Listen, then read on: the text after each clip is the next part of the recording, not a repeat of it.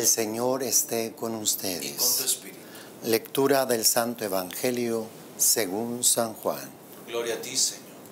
En aquel tiempo, cuando Jesús estaba a la mesa con sus discípulos, se conmovió profundamente y declaró: yo les aseguro que uno de ustedes me va a entregar. Los discípulos se miraron perplejos unos a otros, porque no sabían de qué hablaba. Uno de ellos, al que Jesús tanto amaba, se hallaba reclinado a su derecha. Simón Pedro le hizo una seña y le preguntó: ¿de quién lo dice? Entonces él, apoyándose en el pecho de Jesús, le preguntó: Señor, ¿quién es? Le contestó Jesús: aquel a quien yo le dé este trozo de pan que voy a mojar. Mojó el pan y se lo dio a Judas, hijo de Simón el Iscariote. Y tras el bocado entró en él Satanás. Jesús le dijo entonces a Judas: lo que tienes que hacer, hazlo pronto. Pero ninguno de los comensales entendió a qué se refería.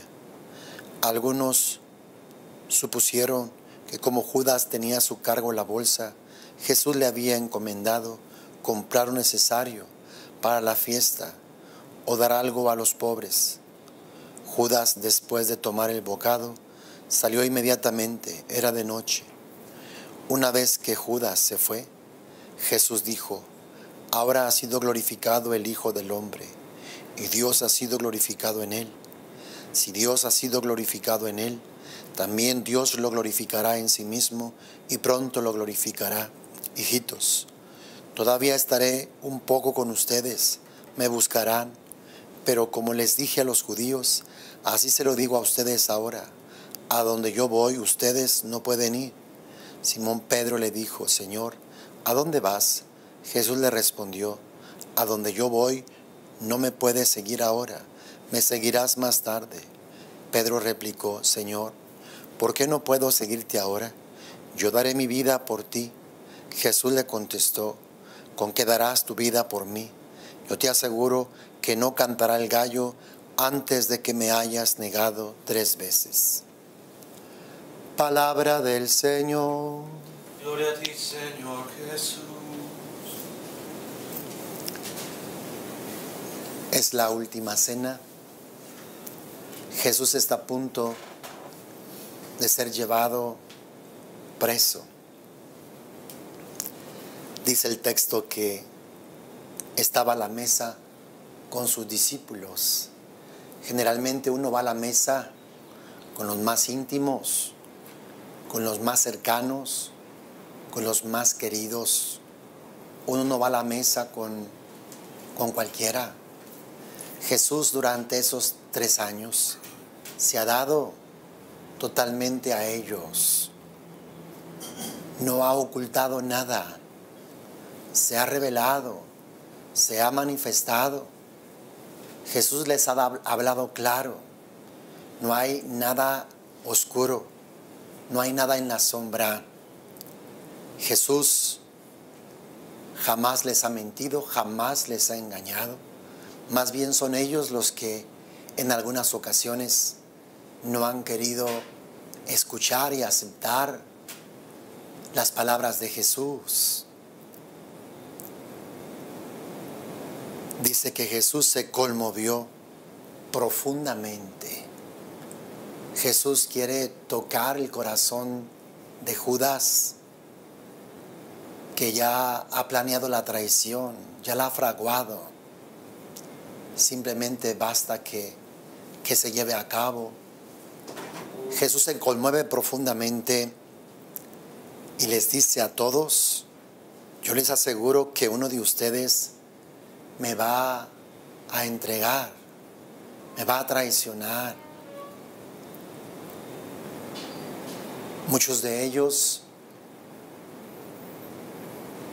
tenían sus propias ideologías, su propio entendimiento y comprensión de las palabras de Jesús. Recordemos cuando Jesús les habla acerca de la pasión que habría de sufrir. ¿Qué es lo que dice Pedro? No, Señor, a ti no te puede pasar eso. Y Jesús le dice: apártate de mí, Satanás, porque tú no piensas conforme a Dios, sino conforme a los hombres.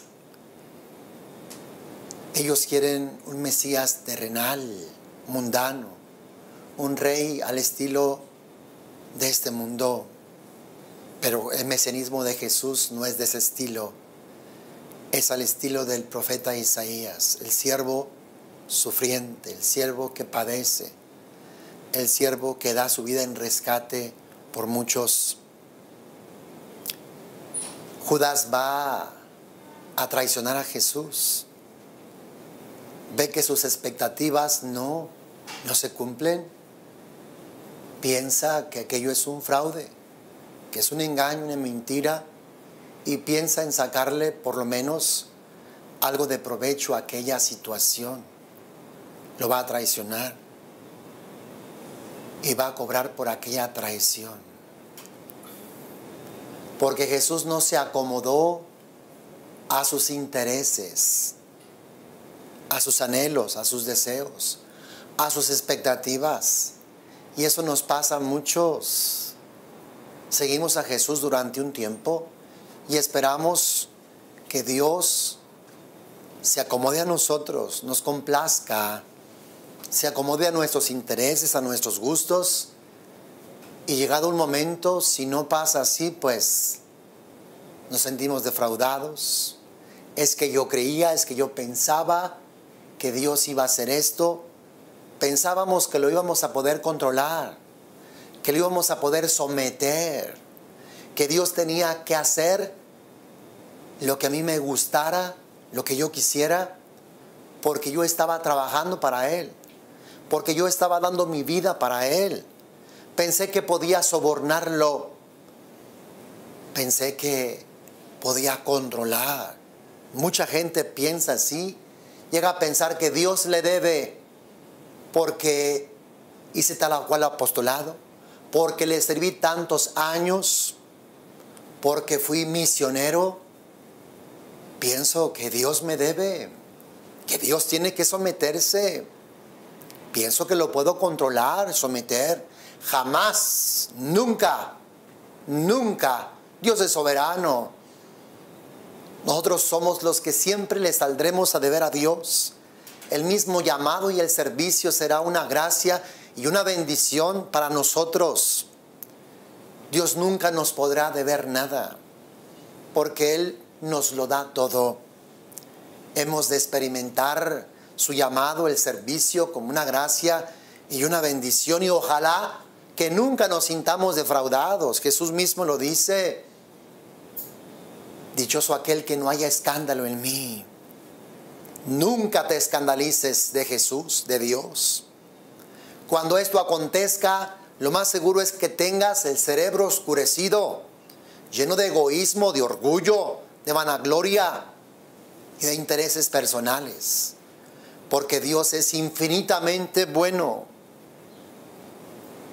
¿Y cómo pensar que Dios no está siendo bueno contigo? ¿Cómo pensar que el bueno eres tú y que Dios falló? Muy frecuentemente así encontramos gente que dice: a mí Dios me defraudó, a mí Dios me falló. Nunca, hermano, nunca. Dios nunca puede defraudarte. Dios es bondad infinita, Dios es misericordia, Dios es bueno, y Él siempre está obrando cosas buenas. De Dios solamente viene lo bueno para tu vida. Si no logras percatarlo, pues es porque eres carnal, porque estás buscando egoísmos, te estás buscando a ti mismo, estás buscando que Dios se acomode a ti, estás buscando tu voluntad y no la de Dios. No la voluntad de Dios. Porque si te abandonaras en Dios tendrías paz. Santiago dice que las guerras vienen del corazón del hombre, de sus pasiones, de su egoísmo, de su orgullo, de sus intereses. Jesús es infinitamente bueno. Jesús se ha dado todo a los apóstoles, pero uno lo va a traicionar, uno lo va a vender.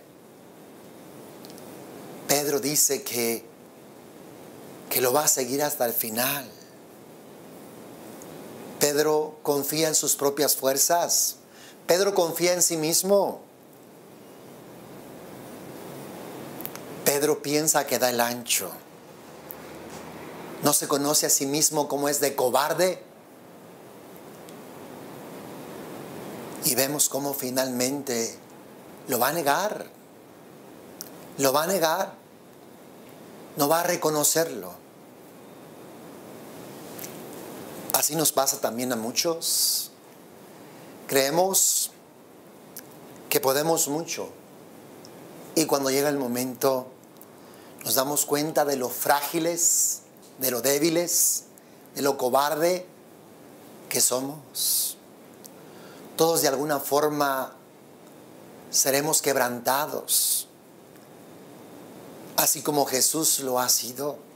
Todo aquel que sea o pretenda ser discípulo de Jesús, ya lo dice Jesús, todo aquel que quiera seguirme, que quiera venir en pos de mí, tome su cruz, muera a sí mismo y entonces sígame.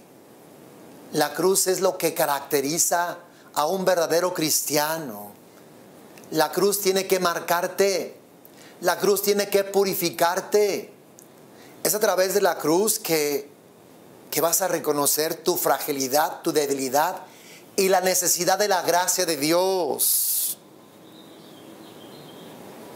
Vida cristiana es vida vivida en gracia, dependiendo de Dios, confiando en Dios y no en nuestras fuerzas.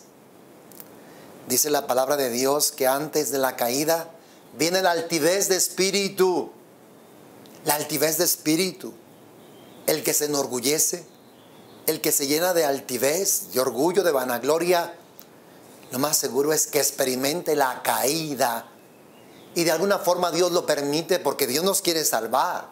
Dios no quiere que nos condenemos. Dios quiere que nos salvemos. Dios quiere que reconozcamos que por nosotros mismos no podemos salvarnos. Es Dios el que nos salva. Por eso es que escuché a un obispo que dijo esto: santo es aquel que se cae y se levanta. Santo no es el que no peca, Claro que tampoco vamos a estar peque y peque. Santo es aquel que cuando cae se levanta, sigue creyendo, sigue confiando. En el caso de Judas, después tuvo remordimiento en su interior, en su corazón, pero no llegó al arrepentimiento, a la conversión, a pedir perdón, a humillarse, sino que fue y se ahorcó, se suicidó. En cambio, Pedro que lo negó, él reconoció su pecado, su falta, y Jesús le dio la oportunidad de arrepentirse y de volverse a Dios. Esto es lo que debemos de hacer. Escuchaba ayer así como un dicho de un santo, que cuando vas tú a pecar, el demonio te quita la vergüenza para que te entregues al pecado, para que te embarres, para que te corrompas. Y después que ya has pecado, que ya has caído, te pone otra vez la vergüenza, pero para que no te confieses, para que no reconozcas tu pecado, para que te quedes con Él. Pidamos al Espíritu Santo que nos dé la gracia, que redarguya el corazón y que nos dé la humildad, la sencillez de poder reconocer las abominaciones que hemos cometido, todas nuestras impurezas, orgullos, egoísmos. Que el Espíritu Santo nos dé la humildad de poder confesar para poder ser perdonados, lavados, limpiados y purificados. Hermanos, estamos en este martes, nos acercamos cada vez más a esta magna celebración que ocupa el primer lugar, el centro de todo el año litúrgico: pasión, muerte y resurrección de nuestro Señor Jesucristo. Sigamos avanzando, sigamos adelante, sigamos preparándonos y dispongámonos a recibir todas estas gracias que Dios tiene para cada uno de nosotros. Hermano, Dios te bendiga abundantemente. Bendiciones.